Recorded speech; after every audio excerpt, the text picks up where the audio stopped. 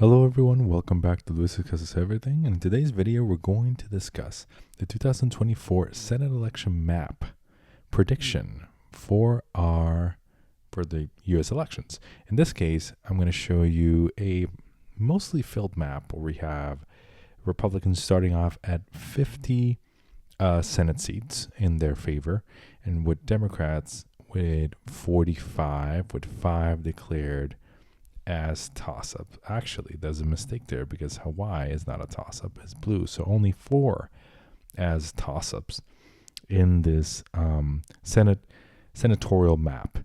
And we're going to categorize these last 4. Why these last 4? Because I believe the other ones are pretty much set races with some exceptions, and we'll talk about them in a minute. I'm going to leave those 2 last Senate contests that are kind of like a wild card to the end. But first, I'm going to start off with the main 4, which will decide Senate control aside from the presidency. First thing to note is that this map cannot fall under Democrat control without winning the presidency.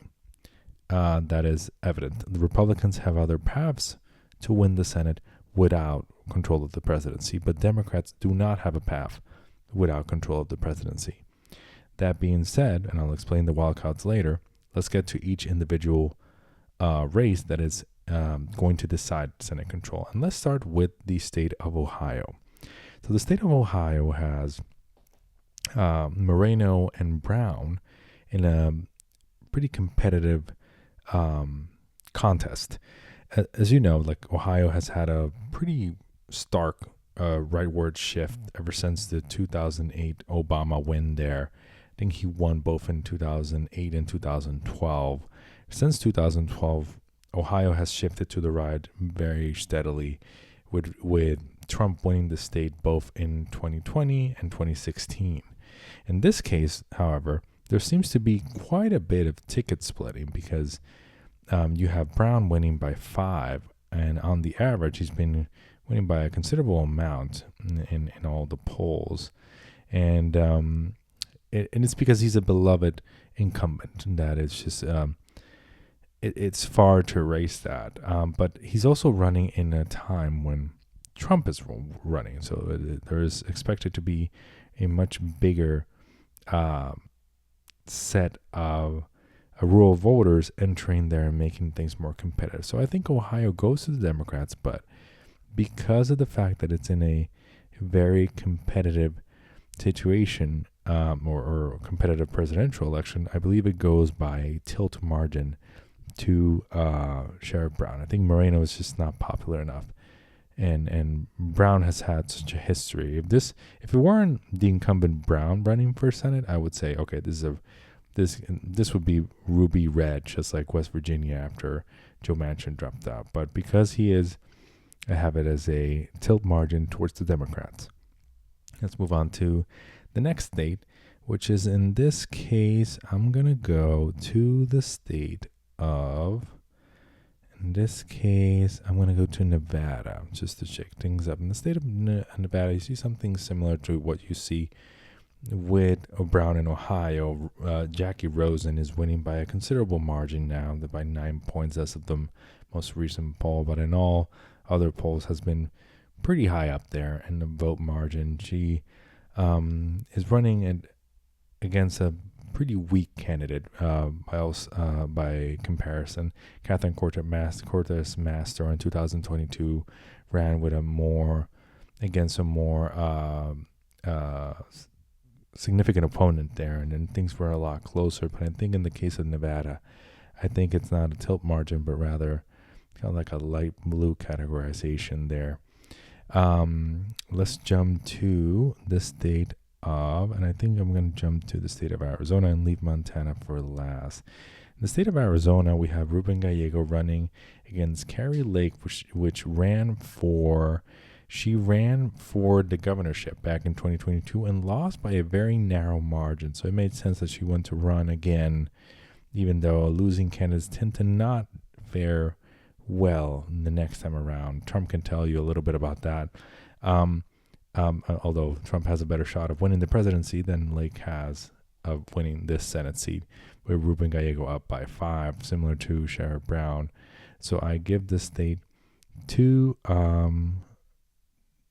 Ruben Gallego, but also the same margin as in Nevada. Although because the presidential election is happening, same thing that I expect to happen in Ohio could happen in Arizona. So a tilt characterization for Arizona. Last but not least, let's go to Montana. In the state of Montana, we have incumbent Senator Jon Tester. And Jon Tester's running this time around against a pretty formidable opponent.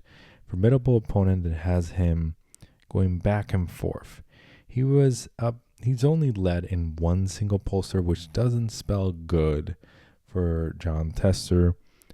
He's also running in a deeply red state, something that Brown from Ohio can share in terms of his chances, which puts him up against a really tough environment. You have Trump running on the ballot, and you also have a pretty strong Senate opponent. I think this race is going to be close, but I have to give this one to the Republicans by a tilt margin here, which gives by default the Republicans 51 seats. Now let me mention 2 caveats, so two wild cards here. One is in the state of Maryland, and one is in the state of Nebraska. So Nebraska, you see something. Let's start with that state. Nebraska, you're seeing something unexpected, which is you have the independent candidate Osborne, which is a union organizer, running as an independent versus Fisher. And he's making this race pretty tight to the point where he is, and in the most recent poll polled between August 23rd to August 27th, has a lot of undecided voters, has Fisher winning by just 1 point, which is pretty remarkable for a independent run. The last time we saw that anything similar was in Utah, and that was an independent candidate running. I think in the previous senatorial election, made it competitive, but the incumbent Republican won by less than 10 points, but still won. I think in Nebraska, you're going to see a similar thing that's happening in Texas, where you have an unpopular incumbent senator being challenged by a pretty strong candidate, but still the Republican challenger wins. I think the Republican will win, but a very, very narrow margin. It would be like historical if the independent candidate actually wins there. It would be interesting to see who does he caucus with, because that could very well determine Senate control.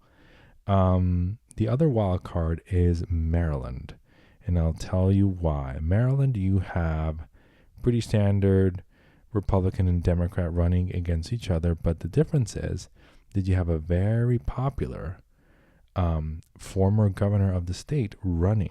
And in the most recent poll, and all other polls, you had, with the exception of here, this is a primary.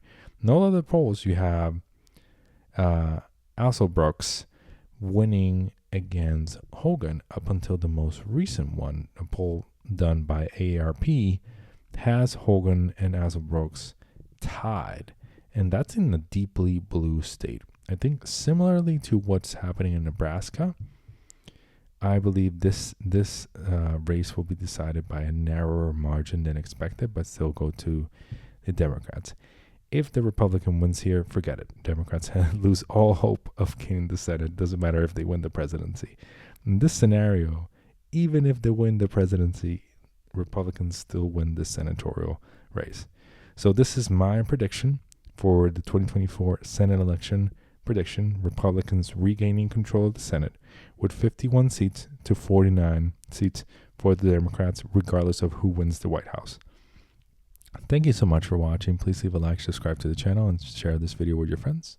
I'll see you all on the next one. Bye-bye.